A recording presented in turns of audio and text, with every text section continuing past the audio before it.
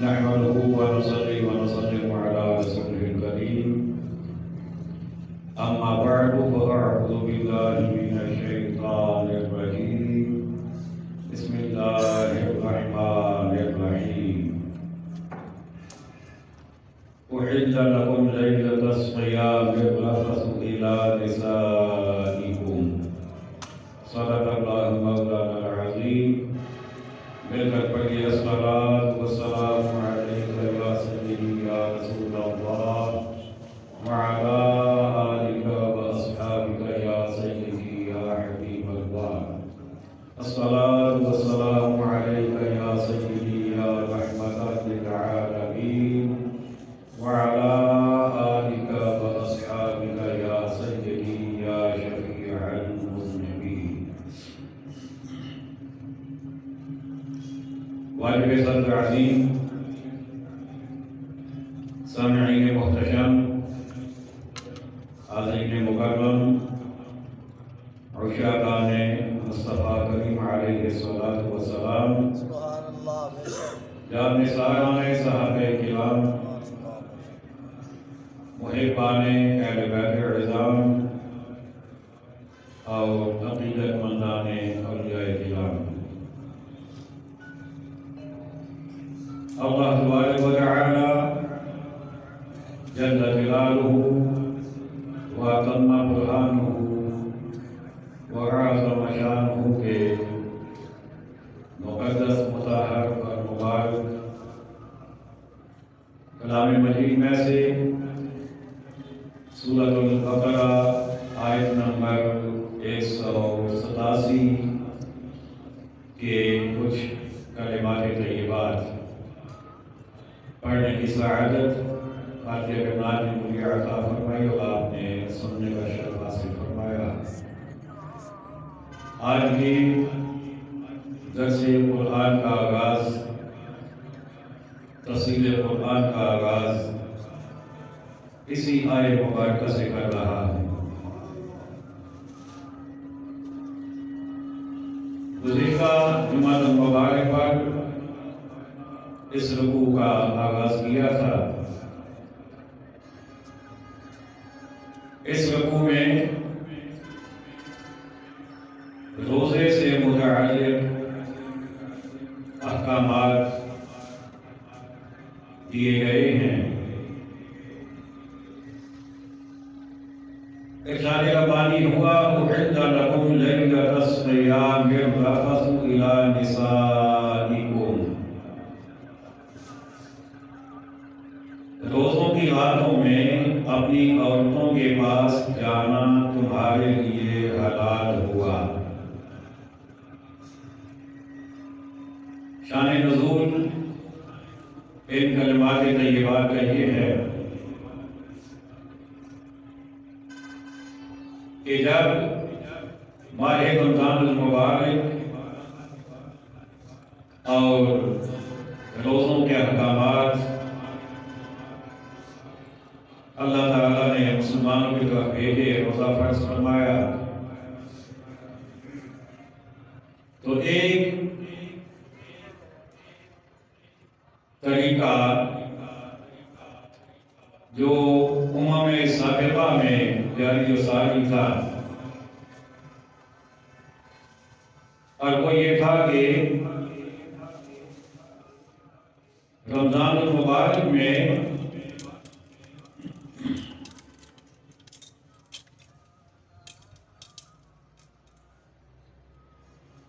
افطار کے بعد کھانا پینا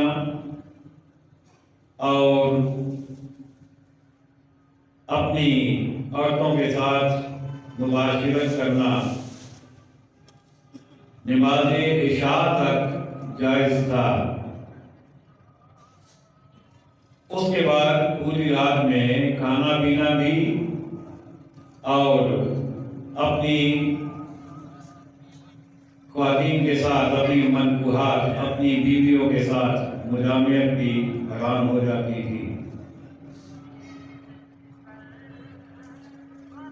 لیکن کیونکہ ابتدا تھی روزے کے احکامات کی،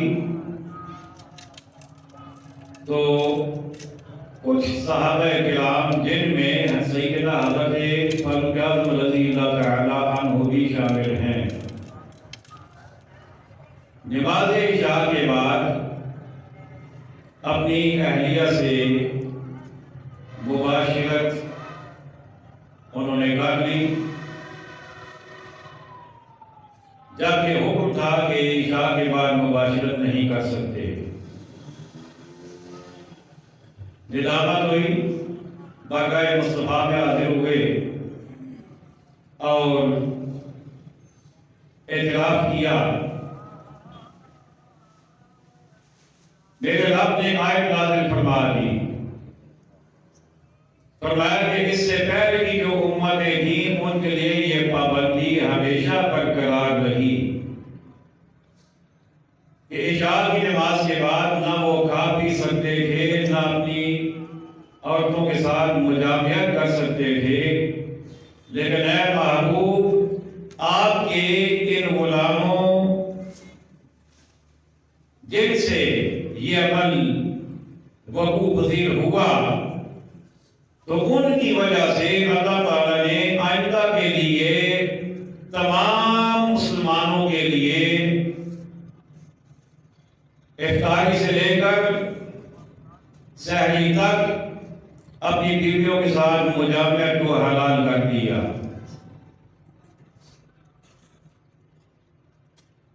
پھر فرمایا ہن لباس لکم، وہ تمہاری لباس ہیں، وَأَنْتُمْ لِبَاسٌ لَهُنَّ، اور تم ان کے لباس، یعنی میاں بیوی آپس میں ایک دوسرے کے لباس ہیں۔ بڑے قابل غور الفاظ ہیں۔ انگریزوں نے ہمیں یہ سکھایا ہے اور تقریباً ہر بندے کو وہ یاد بھی ہے کہ میاں بیوی گاڑی کے دو پہیے ہوتے ہیں۔ تو میں اکثر سوال کرتا ہوں کہ میاں بیوی اگر گاڑی کے دو پہیے ہیں تو بیوی کون سا پہیہ ہے، دائیں والا یا بائیں والا، آگے والا یا پیچھے والا؟ یہ کیا بات ہوئی؟ میاں بیوی گاڑی کے دو پہیے ہیں۔ قرآن نے کہا تم ان کے لباس ہو، وہ تمہارا لباس ہے۔ کیا مطلب تم ان کی پردہ داری کرو، وہ تمہاری پردہ داری کریں۔ تمہاری جو آپس کی باتیں ہیں، خلوت کی باتیں ہیں، راز کی باتیں ہیں، مردوں کو چاہیے کہ وہ اپنی عورتوں کی باتوں کو اپنے تک رکھیں، دوسروں کو نہ بتائیں، اور عورتوں کو چاہیے کہ اپنی خلوت کی باتوں کو اپنے تک رکھیں، وہ اپنے مردوں کی باتوں کو کسی دوسری کے ساتھ شیئر نہ کریں۔ لباس کا ایک کام پردہ داری ہے اور دوسرا کام لباس کا زینت ہے انسان کے لیے۔ تو فرمایا کہ وہ تمہارا لباس ہے، تم ان کا لباس۔ کیا مطلب؟ کہ تم ان کے لیے باعث زینت بنو، وہ تمہارے لیے باعث زینت بنے۔ تمہارا بناؤ سنگار ایک دوسرے کے لیے ہونا چاہیے، میاں کا بیوی کے لیے، بیوی کا میاں کے لیے، نہ کہ دنیا داروں کے لیے۔ تو آپ نے فرمایا کہ وہ تمہاری لباس ہے، تم ان کے لباس۔ علم اللہ انکم کنتم تختانون انفسکم، اللہ نے جانا کہ تم اپنی جانوں کو خیانت میں ڈالتے تھے۔ اب خیانت کیا تھی؟ خیانت یہ تھی کہ حکم یہ تھا کہ عشاء کے بعد مباشرت نہیں کر سکتے، لیکن اگر کسی سے ہو جاتی تو ہر بندہ پھر اس قابل نہیں ہوتا کہ وہ اپنی اس بات کو دوسرا یعنی نبی کریم علیہ السلام کے سامنے بیان کر سکے، تو پھر اس بات کو وہ چاہتے تھے کہ یہ مخفی رہے۔ لیکن وہ ہستیاں کہ جن کا بطور خاص یہ آیت نازل ہونے کا جو سبب بنی، جیسا سیدنا فاروق اعظم رضی اللہ تعالیٰ عنہ بھی ہیں، انہوں نے خیانت نہیں کی، ہو گئی غلطی، منع تھا، لیکن کر گزرے تو بغیر رسالت میں آ گئے، اور آقا علیہ الصلوۃ والسلام کے پاس جب آئے تو رب نے کرم کا دریا بہا دیا۔ ان کی وجہ سے قیامت تک کے لیے سب سے پابندی ہٹا دی۔ علم اللہ انکم کنتم تختانون انفسکم، اللہ نے جانا کہ تم اپنی جانوں کو خیانت میں ڈالتے تھے، فتاب علیکم، تو اس نے تمہاری توبہ قبول کی، وعفا عنکم، اور تمہیں معاف فرمایا، اور تمہیں معاف فرمایا۔ اب یہاں پر ایک نقطہ یہ بھی بڑا قابل غور ہے کہ صحابہ کرام سے بتقاضے بشریت اگر کوئی کام وقتی طور پہ منشے خدا یا منشے رسول کے خلاف ہو جاتا تو اللہ اعلان فرما رہا ہے کہ ان سے ہو گیا، انہوں نے توبہ کی اور میں نے ان کی توبہ کو قبول فرما لیا، ان کی توبہ کو قبول فرما لیا، وعفا عنکم، اور تمہیں معافی فرما لیا۔ یعنی صحابہ کرام سے جو کام نہ ہونے والا ہو گیا تھا، اللہ کہتا ہے کہ میں نے معاف کر دیا، اللہ نے معاف کر دیا، لیکن بندے ابھی تک معاف نہیں کر رہے۔ یہ میں بڑا گہرا جملہ کہہ رہا ہوں، سبحان اللہ، بے شک آپ کی توجہ رہنی چاہیے، بے شک بندے ابھی تک معاف نہیں کر رہے، جبکہ اسلام کا اصول یہ ہے کہ یہ تو اسلام کے اندر آنے کے بعد کی بات ہے نا۔ اسلام کا اصول یہ بھی ہے کہ جو بندہ اسلام سے پہلے وہ جتنا بڑا جرم کیوں نہ کر چکا ہو، جتنا بڑا گناہ کیوں نہ کر چکا ہو، قتل کیوں نہ کیا ہو، بدکاری کیوں نہ کی ہو، چوری کی ہو، ڈاکہ ڈالا ہو، کوئی بھی کام کیا ہو، برے سے برا، بڑے سے بڑا، لیکن جب اسلام کو قبول کر دیتا ہے تو اسلام یہ کہتا ہے الاسلام یہدم ما کان قبل، اسلام پہلے کی ساری چیزوں کو مٹا دیتا ہے، پہلے کی ساری چیزوں کو مجھے بولیے مٹا دیتا ہے۔ لیکن میں ان بندوں کا کیا ذکر کروں اور کیا میں ان کا نام لوں کہ جن کے زبانوں سے ابھی تک صحابہ کرام کی وہ باتیں نہیں جاتی جو اسلام سے پہلے کی تھی، ابھی تک ان باتوں کو وہ اپنی زبانوں پر لا کر لوگوں کو صحابہ سے متنفر کرنے کی کوشش کر رہی ہے۔ ابھی چند دن پہلے ایک کلپ مجھ تک پہنچا، سب جانتے ہیں کہ جنگ احد میں حضرت سیدنا امیر حمزہ رضی اللہ تعالی عنہ کو شہید کیا گیا۔ آقا علیہ السلام کے بڑے عظیم اور بڑے محبوب چچا بے دردی کے ساتھ شہید کیا گیا، آپ کا جسم چاک کیا گیا، کلیجہ نکالا گیا، چبایا گیا، سب جانتے ہیں۔ چبایا کس نے؟ حضرت ابو سفیان رضی اللہ تعالیٰ عنہ کی زوجہ حضرت ہندہ نے۔ ابھی تک میاں بیوی دونوں نے اسلام قبول نہیں کیا تھا،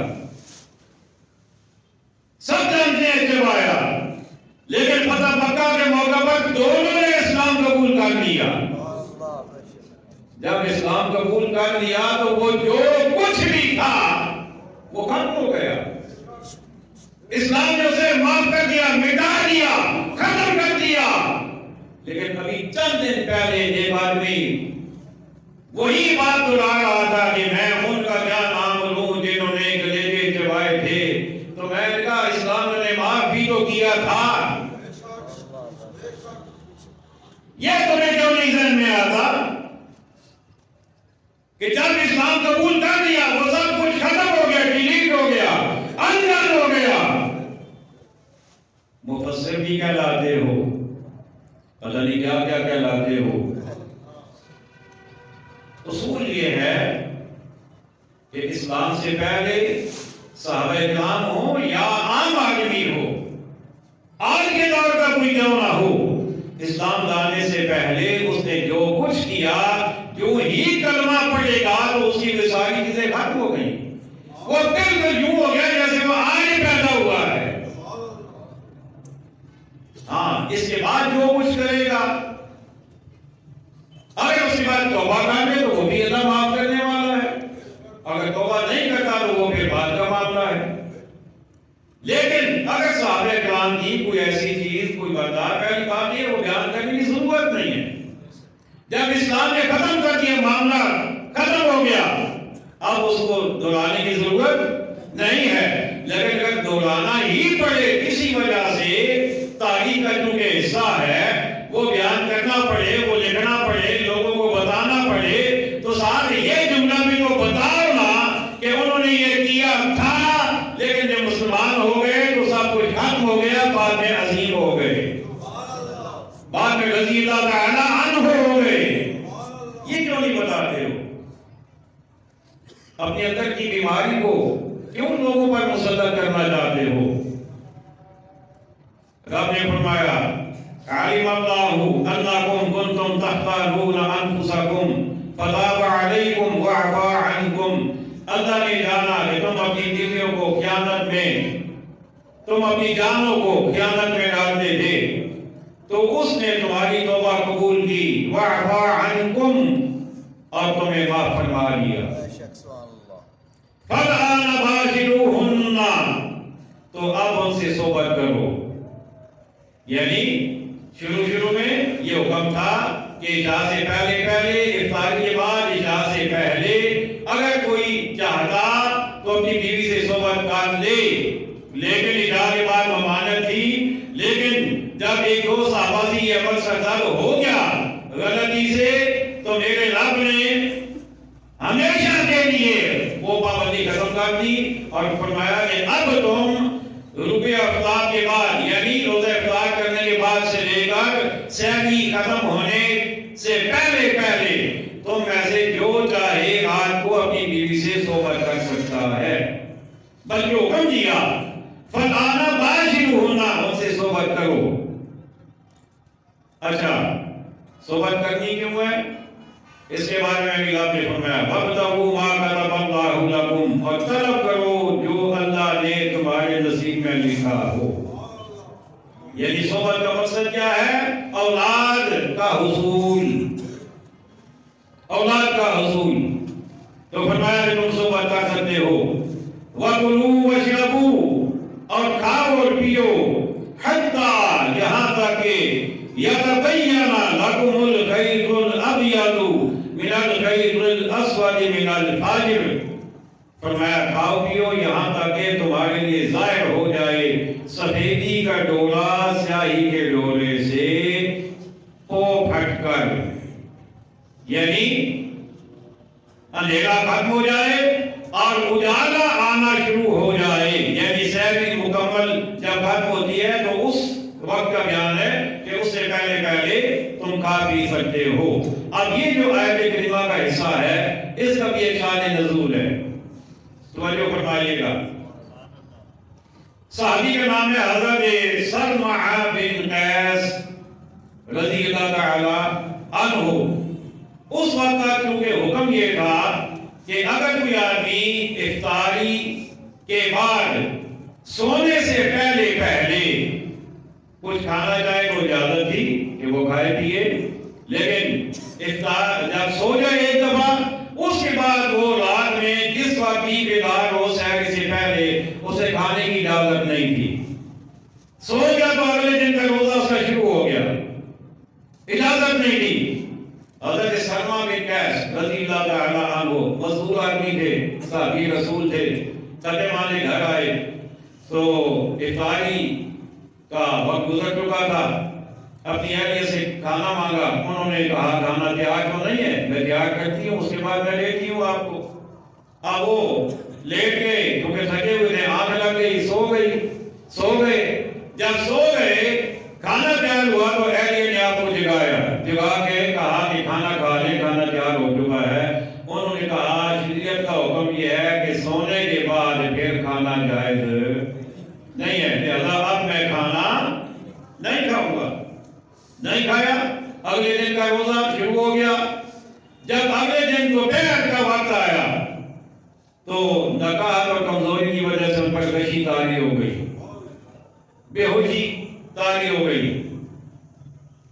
جب ان پر بے ہوشی طاری ہوئی، بارگاہ رسالت میں یہ جب معاملہ پیش ہوا، میرے آقا علیہ الصلوۃ والسلام کی بارگاہ میں ادھر سے یہ معاملہ پیش ہوا، ادھر سے جبریل آ گئے۔ سبحان اللہ، بے شک سبحان اللہ، بے شک ذرا سارے آگے چھوڑو سبحان اللہ۔ اللہ۔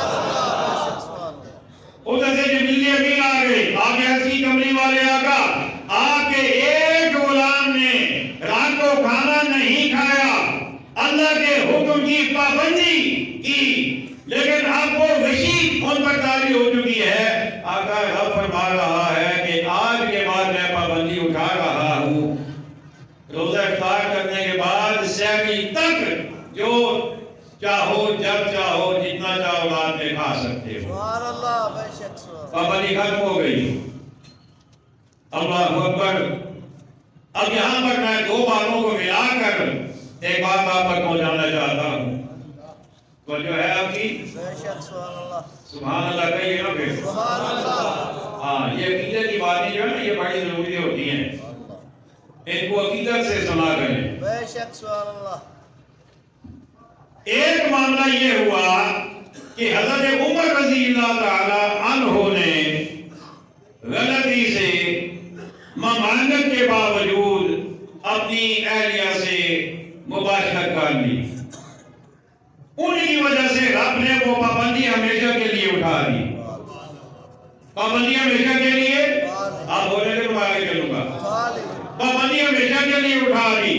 حضرت سلمہ بن قیس رضی اللہ تعالیٰ عنہ کھانا نہ کھانے کی وجہ سے بے ہوش ہو گئے، تو رب نے ہمیشہ کے لیے پابندی اٹھا دی۔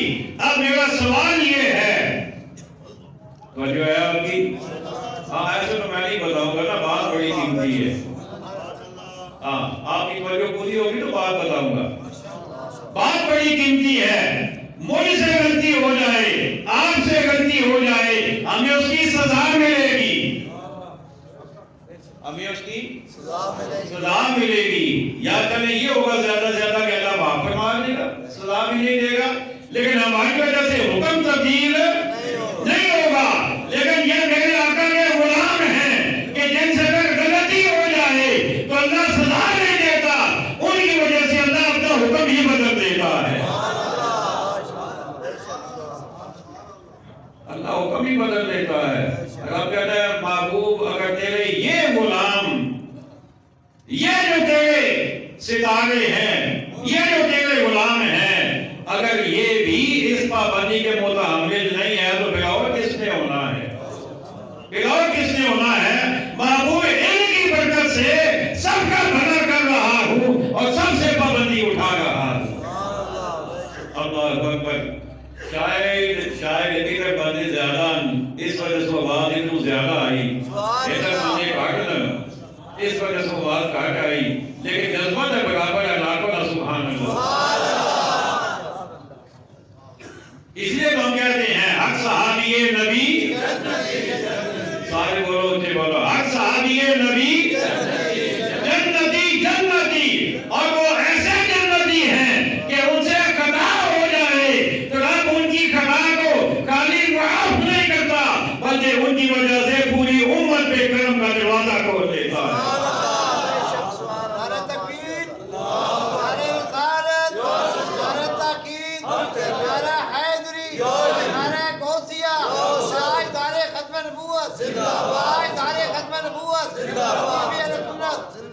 اب میں اگلی بات پہ جا رہا ہوں، توجہ، اب میں اگلے اسٹیپ پہ جا رہا ہوں، آپ کی توجہ ہونی چاہیے۔ حضرت سلمہ بن قیس رضی اللہ تعالی عنہ حکم خداوندی کی پابندی کے لیے کھانا نہ کھائیں تو رب ان کی وجہ سے پابندی اٹھا دیتا ہے۔ میرا سوال یہ ہے کہ کیا آج کا کوئی کتنا بھی بڑا عالم فاضل مفسر محدث کیوں نہ ہو، کیا ان کے برابر ہو سکتا ہے؟ نہیں بولیے نا، ابن قیس کے برابر نہیں ہو سکتا، ان کے برابر کوئی نہیں ہو سکتا، تو حضرت عمر کے برابر کیسے ہوگا؟ اور حضرت عمر کے برابر نہیں ہو سکتا تو صدیق اکبر کے برابر کیسے ہوگا؟ اور صدیق اکبر کے برابر نہیں ہو سکتا تو ان کے آقا کے برابر کون ہوگا؟ ان جیسا کون ہوگا؟ بھولے ہوئے ہیں وہ لوگ جو کہتے ہیں انما انا بشر مثلکم۔ کیا اگر اسلام نے خود کہا رب کے حکم سے میں بھی تمہاری طرح بشر ہوں، میں ان کا آقا کہہ سکتے ہیں میں تمہارے جیسا ہوں، تم نہیں کہہ سکتے ہو کہ وہ ہمارے جیسے ہیں۔ بے شک سبحان اللہ بے شک۔ انہیں تو رب نے کہا معبود کہہ دو کہ میں تمہارے جیسا ہوں، لیکن تمہیں بھی رب نے کہا کہ تم کہو کہ میں ان جیسا ہوں۔ اور پھر دوسری بات یہ ہے کہ اس آیت کے شان نزول بھی تو کبھی پڑھو نا، آقا نے یہ اپنے غلاموں سے نہیں کہا تھا کہ میں تمہارے جیسا ہوں، بے شک اللہ نے کافروں سے کہا تھا، کافروں سے بے شک، اللہ کے حکم سے آقا نے کافروں سے کہا تھا کہ میں تمہارے جیسا ہوں۔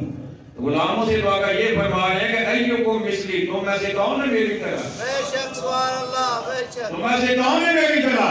اور وہ جو کہا تھا اس کے پیچھے کئی اس کی تفصیلات ہیں، اس میں جانے کا بھی موقع نہیں ہے۔ اللہ اکبر، فرمایا ثم اتموا الصیام، پھر رات آنے تک روزے پورے کرو۔ بے شک سبحان رات آنے تک یعنی روپے افطار تک روزہ پورا کرو۔ وَلَا تُبَاشِرُوهُنَّ وَأَنْتُمْ عَاكِفُونَ فِي الْمَسَاجِدِ، اور عورتوں کو ہاتھ نہ لگاؤ جب تم مسجدوں میں اعتکاف سے ہو۔ اب کیونکہ پہلی آیت میں یہ بتا دیا گیا تھا کہ اپنی مطبوعات اپنی بیویوں کے ساتھ زوجات کے ساتھ روپے افطار سے لے کر سحری تک یعنی سحری بند ہونے سے پہلے تم مباشرت کر سکتے ہو۔ تو کسی کے ذہن میں یہ خیال یا سوال پیدا ہو سکتا تھا کہ کیا اعتکاف کے دوران بھی یہ جائز رہے گا؟ تو آپ نے فرمایا کہ اعتکاف کے دوران یہ جائز نہیں ہے۔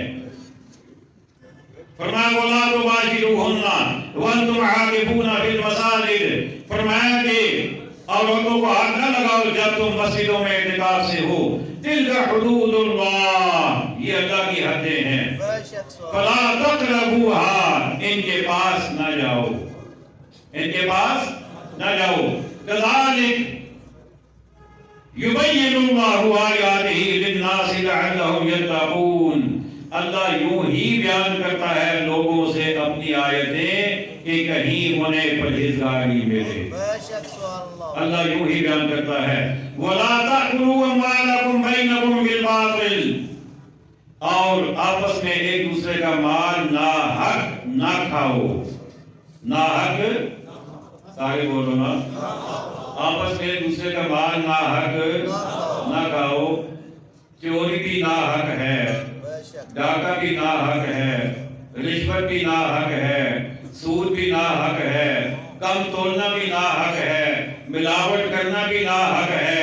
جتنے ذرائع ہیں ایسے وہ سب کے سب ناحق ہیں۔ تو رب کہتا ہے کہ آپس میں ایک دوسرے کا مال ناحق طریقے سے نہ کھاؤ۔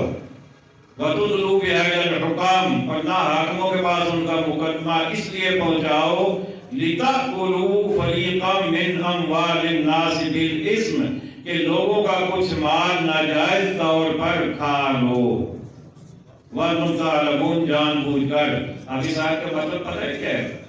اس آیت کا مطلب یہ ہے کہ بعض بندے اپروچ والے ہوتے ہیں نا، کسی کے اپروچ MLA تک ہوتی ہے، کسی کی MPA تک ہوتی ہے، کسی کی کہاں تک اپروچ ہوتی ہے، تو وہ پھر اپنی اپروچ استعمال کر کے نا تو لوگوں کے مالوں پر قبضہ کرتے جاتے ہیں۔ کوئی زمین ہو، کوئی جائیداد ہو، کوئی مکان ہو، کوئی کوٹھی ہو، کوئی دکان ہو، کوئی مکان ہو اور کوئی چیز ہو، تو جن کے پاس اپروچ ہے وہ اپنی اپروچ لگا کے اپنی رسائی کے کے زور پر دوسروں کے مالوں کا مقدمہ بازی کر کے اپنی پاکٹ میں ڈالنا چاہتے ہیں، خود حاصل کرنا چاہتے ہیں. میرے رب نے فرمایا وَلَا تُدْلُوهُ بِهَا إِلَى الْحُكَامِ، فرمایا نہ حاکموں کے پاس ان کا مقدمہ پہنچاؤ. کیوں نہ پہنچاؤ؟ اس خیال سے نہ پہنچاؤ کہ تم لوگوں کا مال ناحق طریقے سے کھاؤ.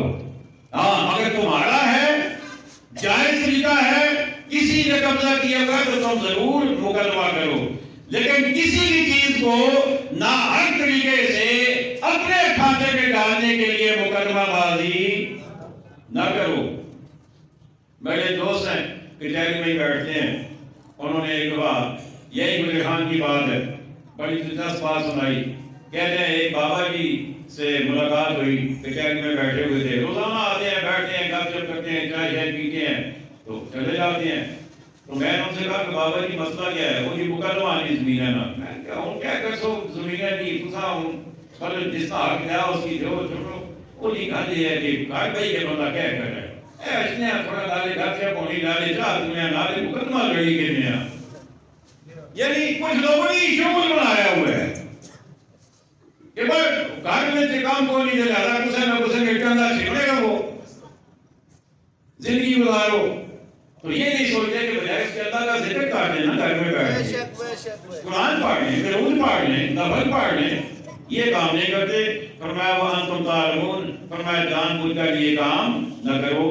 آخری بات تاجدار ختم نبوت، زندہ باد زندہ باد، تاجدار ختم نبوت، زندہ باد زندہ باد، سب سے بالا سب سے برتر، اونچے بولو، سب سے بالا سب سے برتر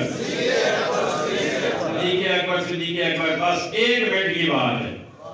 22 جمادی الاخری آپ کا وصال با کمال ہے. سیدنا صدیق اکبر رضی اللہ تعالیٰ عنہ کا وفات سے چند دن پہلے جب بظاہر بیماری بخار وغیرہ تھا، سیدنا مولا علی شیر خدا رضی اللہ تعالیٰ عنہ کو بلایا، بلا کے کہا ویر میرا آخری ویلا ہونا ہے.